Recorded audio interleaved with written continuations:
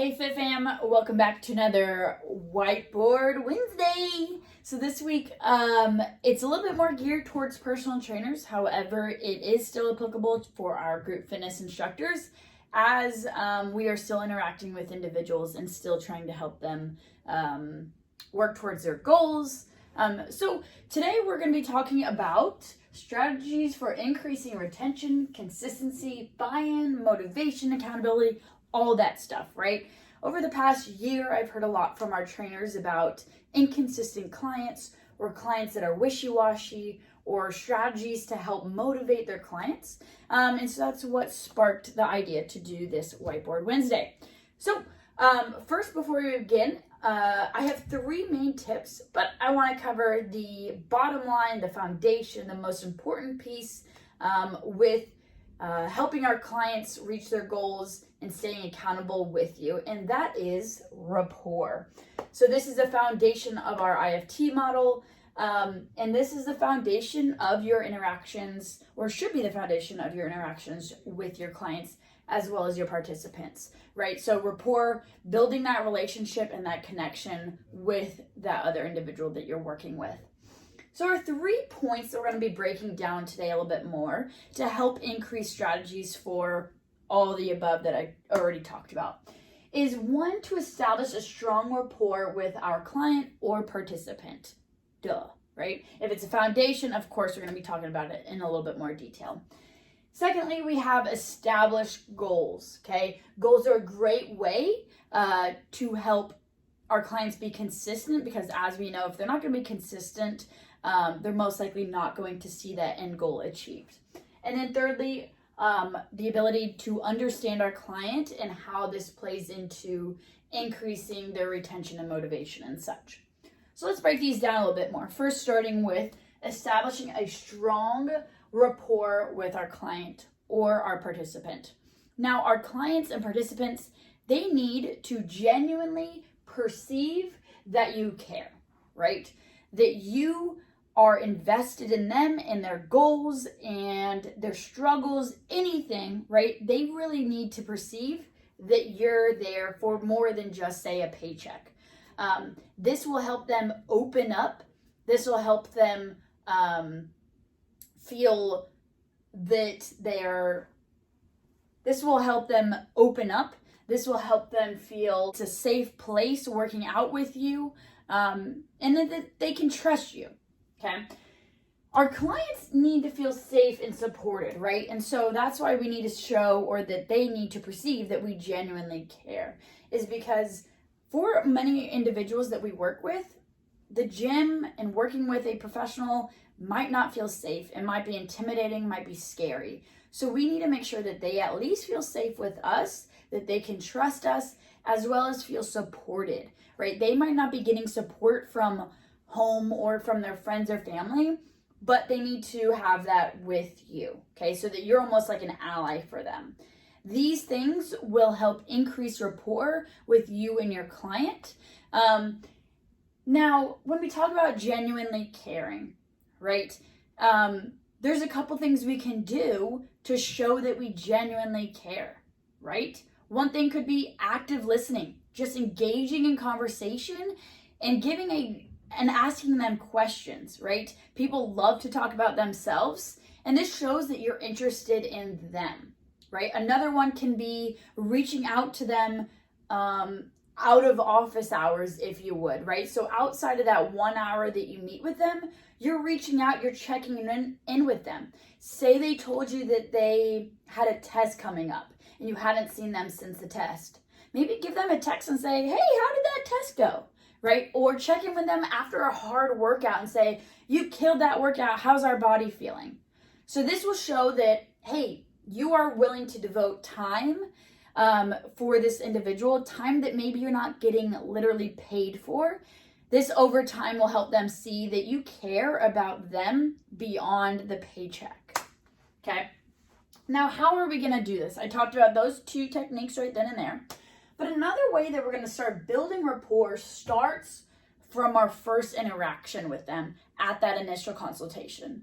And this is why that initial consultation is so important, and why we stress that no matter what you are doing an initial consultation with them, because you need to get to know them. You need to understand the why behind them coming here, their goals, what barriers maybe they're facing, things they like and don't like, right? So it all starts from the initial consultation. That's where we're going to show those active listening and start to build that rapport and show that you genuinely care about them, okay? So initial consultation, we already talked about that, continued communication, and then honesty and tough love. This can be hard sometimes to approach with clients. If they're not staying consistent, we know the truth, right? And sometimes it can be hard to tell our clients, hey, you're not going to reach your goal by that deadline date if you continue not to come. Because that's kind of harsh. But that's why they hired you. And that's why you are the fitness professional. And that's why you're here. To give them that hard, tough love that they might need, right? So maybe somebody comes to you and that person that gave them the tough love was their doctor saying, if you don't start to exercise, you're going to be on diabetes medicine, right? And so maybe was their first step. Now, they might still need some tough love. Tough love can be hard to swallow for our clients if we don't have that rapport already established. So that's why it's important that we already have this rapport so that we can give our clients tough love.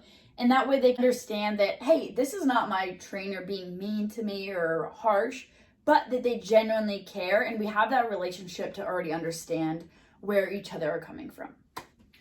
Moving on to our second one, we have establishing goals, okay? Establishing goals or creating goals or just having goals is super important and can really help our clients stay consistent. Making that end goal and having it set, let's write these goals with our clients and have them take the lead when establishing these goals, because that will help that buy-in, that'll help them develop self-efficacy and take ownership of what y'all are working towards, right? It'd be different if I just said, hey, you need to gain 10 pounds. That's gonna be your goal. The fitness professional saying that to them. I might be like, that's not my goal at all. I'm not bought in and I'm not gonna be consistent because that's not what I want, right? Whereas they might say, hey, I want to be able to squat 135 pounds. That might be a goal that they're actually interested in, and therefore they would be more consistent or bought into the process if that goal is something that they care about. So writing our goals with our client is super important, and let them take the lead on establishing these goals, right? We can almost be like those bumpers for them of, they might say, hey, I want to lose 20 pounds in 1 month. And we might be like, whoa, that's unsafe. That's not really a realistic goal. And that's where you come into play and kind of line them up into a smart goal, if you would. Now, with our goals, the part that falls on you as a trainer is you need to make sure that your program aligns with that goal and that it's building towards achieving that goal, right? So this is why we ask y'all to write workouts in advance and at weeks or months in advance. So that way you can plan out the progression of the workouts in a micro, macro, meso cycle, if you would. And it's important that we do this so that we can then show our clients, hey, this is where you are. This is what we're going to do. We're going to check in here, and then we're going to do that second phase. Then at the end of that, you're going to reach your goal. That way they can see, okay, my trainer has a plan. This is how I'm going to get there. If I miss a session, that derails me from my plan or puts a bump in the road, right? And I don't want to do that. I want to stick to the plan and make sure I'm reaching those mile markers. That way I can achieve my goal. So you as a trainer need to make sure your workout is showing your clients how and why you're going to get them to that goal. Okay, so be transparent with them and say, tell them today we are doing barbell back squats, 3 sets of 5. Then next week we're going to be doing 3 sets of 4. Then the following week we're going to be doing 4 sets of 2, increasing our strength, working our way toward getting that 135 back squat that you so want, right? That way they can see, okay, if I come here and here, I'm going to get stronger. So it's important that you are purposeful and intentional with your programming. Now, one point we want to note here is don't be afraid to reassess. Okay, failures aren't negative, right? They are a learning point and they help shape us a little bit more. So what I mean by that is, say something isn't working. Your programming's not working for this client. That's okay, all right? Just reassess, right? We don't want to be working on and sticking with our guns on something that's not working for our clients just for our own ego, right? No, that's not a good fitness professional. It's okay to reassess because, as we know, every client, every goal, every body can be different. So we're going to need to incorporate different techniques. So if something's not working, take a step back, reassess, and then get back on track, okay? It's nothing bad on you as the trainer. So our actions, right? We're going to establish those goals ideally in our initial consultation. If you already have a current client and you don't need to do an initial consultation, that's okay. You can still establish goals at the end or at the beginning of a training session, okay? Then we're also going to be incorporating our ABC approach. So this is something new that ACE has pushed out in their ACE Mover model method. And an ABC approach is something that we can incorporate into our initial consultation, and especially when we're establishing goals for our clients. So ABC approach stands for A, ask open-ended questions. So asking them questions that they don't just say yes and no to, but give context to. So this will help us shape or learn more about the why behind their training, behind their goal.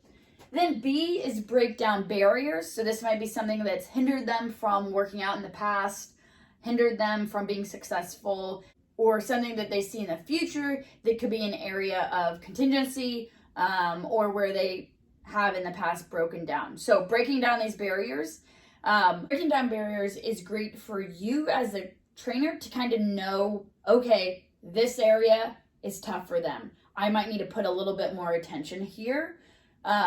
Or if they start showing these signs, I know how to react to this, okay? And we can also be proactive with these barriers rather than reactive. So beating them to it of, okay, we know that morning workouts have never worked for you. Okay, we're not going to do morning workouts. Broke down that barrier, right? And then C, collaborate. So collaborating with your client, kind of like what we talked about, collaborating with those goals.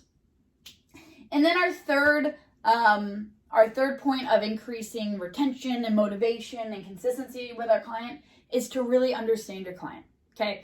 You need to understand your client, understand that they're different from the previous client, and understand that they're different from you. And this also means that the workout and the program you're developing for them should be specific to them, not specific to you or how you like to train, okay? So as we know, your client's goals might be different than yours, therefore the training should be different. I often see a lot of times in new trainers that they just use the training method that they use, where it might not be applicable or might not yield the results that client wants. For example, I started exercising, doing bodybuilding type of exercises, right? It got me where I wanted to be. However, I started to have clients that were larger or older and wanted to lose weight or become more functional. Well, bodybuilding was not going to get them that result. So I needed to humble myself down and educate myself to know, okay, what are these other training methods out here that I can learn and incorporate with my clients? And that's super important to understand, that your way and how you exercise might not work for your clients, okay? It's important that we put our clients first, okay?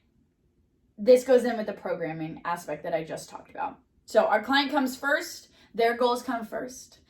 Now, it doesn't mean that our client can walk all over us and say, hey, I don't like doing burpees, so I'm not going to do burpees, and you being like, okay, yep, you're first, you're always right. Okay, we won't do burpees. No, that's not what that means. But it's important that we know, okay, my client really, really, really likes to run and not bike. I love to bike. So I'm not going to put them on a bike. I'm going to put them on a treadmill to run because that's what they like to do, right? So it's understanding our client, what they like. If it's still going to reach or help them reach their goals, there's no harm in it, okay? Understand their motivations and lifestyle. So this kind of goes in with that initial consultation and understanding our clients and breaking down those barriers, right? If we understand our clients better, if we know their barriers that they might face and their goals, we can then understand their motivation and their lifestyle, which can help us train them better and also cater to them better, and help build that rapport with them a little bit better, okay? So if our client's motivation is a wedding that's in 2 months, I know that's their motivation. I'm going to tap into that, and I'm going to continue to remind them and talk about that wedding, right? That's their motivation. Lifestyle. If it's a single mother of 3 kids, right? Their lifestyle might be completely different to mine, right? And it's important that I understand that and understand what I ask of them based on their lifestyle. I cannot ask this individual to work out 3 hours a day, don't skip a day, and don't eat out, right? That might not be realistic with their lifestyle, whereas I might be able to ask that for, say, an athlete, okay? So that's super important, and it helps meet them where they are and make what you're doing with them seem attainable and achievable, right? We want to make it feel like they're just chipping away at their goals, that they can be successful each time they're with you, and not this huge undertaking and this huge lifestyle change that they're going to have to go through. Because as we know, most of the time people aren't going to stick with that. So one thing I often like to do with my clients is I just focus on the working out part. Let's get consistent with exercising 2 to 3 days a week, whatever we established. Cool. They got that down. We've done a month, 2 months of staying consistent, 2 to 3 days a week of exercising together. Great. Now I'm going to challenge them. I want you to work out once on your own. Cool. We got that established. Then I might say, hey, let's talk about your diet. And they tell me they drink 5 sodas a day. I might be like, whoa, okay. So we already established, we already have nailed down the workout part. Okay, they're used to that. That's now part of their lifestyle. That's now part of their daily routine. Now I might ask, hey, let's cut that soda down to 2 sodas a day. You see that I didn't totally say, okay, no sodas, because that's a big potential lifestyle change. Once they get that down, boom, we can start taking that back a little bit more and say, no sodas during the week, only on the weekend. Right? So we can see that we're making it achievable and manageable. And also, once they feel successful, we celebrate that, and then we can chip away at the next thing. Okay?